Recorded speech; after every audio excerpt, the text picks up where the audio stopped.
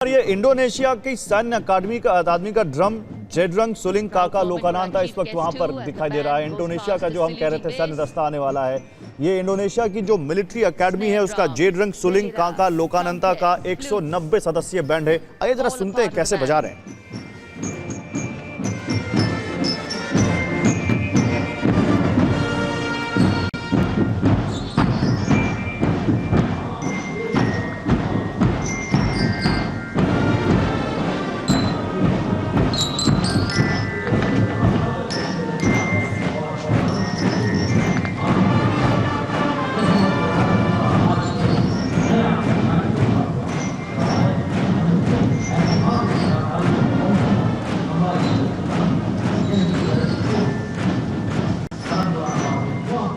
नहीं और सर आप एक बार फिर से बताइए जो आप बता रहे थे, अभी आपकी आवाज नहीं गई, आप फिर से बताइए आप क्या कह रहे थे। अच्छा अमर सिंह मल्होत्रा जी, मैं ये कह रहा था कि ये जो इंडोनेशिया का आपका जो कॉन्टिजेंट आया है यहाँ पे जी, चूंकि वहाँ के प्रेसिडेंट की भी मिलिट्री बैकग्राउंड है, सेना में रह चुके हैं, सेना में रह चुके हैं, डिफेंस मिनिस्टर भी रह चुके हैं इससे प्रीवियस गवर्नमेंट में जी।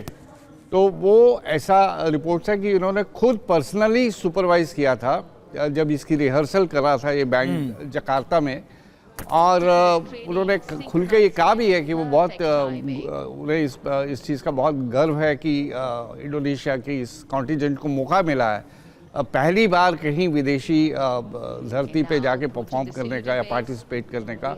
तो ये अपने आप में छोटी छोटी बातें होती है, लेकिन इनकी एक सिंबॉलिक कह लीजिए या कुछ भी कह लीजिए इम्पोर्टेंस बन जाती है। तो अब ये याद रखने वाली कैवलरी आ चुकी है। एक आपको और इसमें इम्पोर्टेंट टिटबिट बताऊं जी।